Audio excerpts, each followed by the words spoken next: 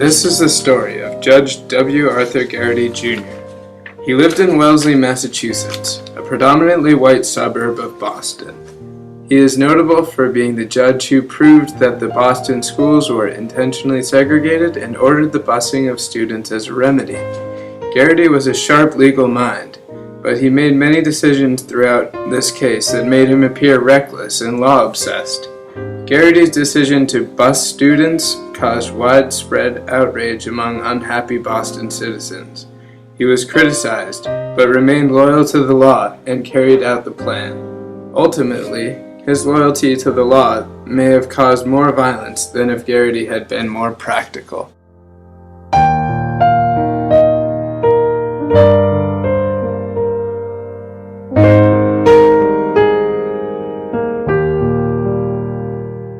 As a judge, Garrity was a perfectionist.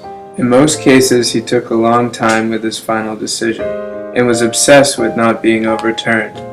He was extremely cautious in order to make sure the best decision was always made. When given a case in which prisoners wanted conditions in their jails improved, Judge Garrity went so far as to even sleep in a jail cell overnight to experience the environment for himself.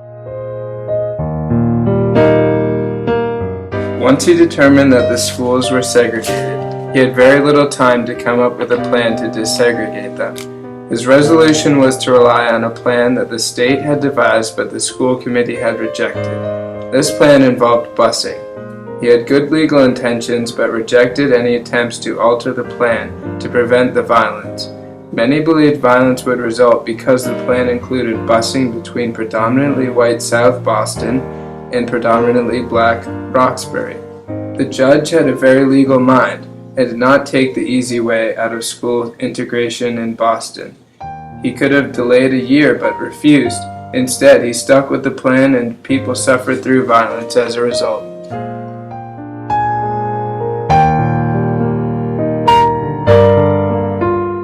The first phase of his plan bussed blacks and whites between Roxbury and South Boston.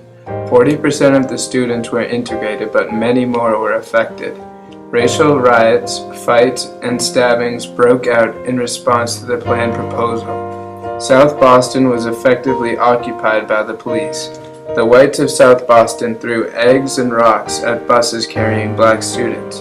Poor whites in the city were not about to give up what little status they had by mixing with the blacks of Roxbury.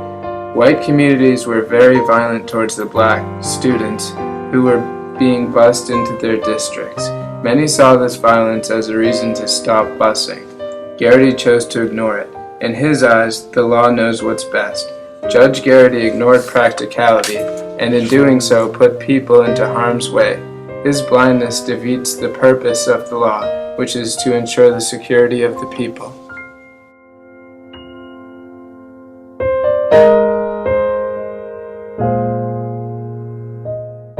The first round of desegregation was a disaster, but Garrity had the 1974 through 1975 school year to devise another plan. The Phase 2 plan, or Master's Plan, was designed to integrate the rest of the Boston schools. Edward McCormick helped to create this plan. He was known as a very practical man who knew the neighborhoods of Boston. His practicality along with the master plan would help to limit violence. The proposal was to reduce the number of students being bused, and it limited busing between Boston and Roxbury. This would decrease people's anger about going too far away from their homes, and would reduce tensions in the places where people seemed angriest and where the most violence had occurred. Parents were also set to be given more power. The parents would be able to have a say in which school their child went to. District councils were elected to help with this process. Councils would hopefully limit the anger and violence from parents and citizens. The Phase 2 plan was submitted to Garrity and McCormick crossed his fingers. In the end, Garrity modified his plan to better follow the laws and to achieve as much integration as possible.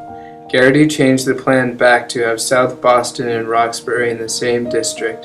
McCormick's practical solution was foiled by Garrity's loyalty to the law. The Phase 2 plan resulted in a lot of violence.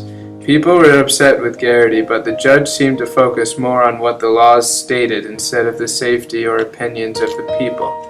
He did not let the violence occurring influence his decisions. McCormick thought Garrity's revisions took away the best and most pragmatic parts in the plan.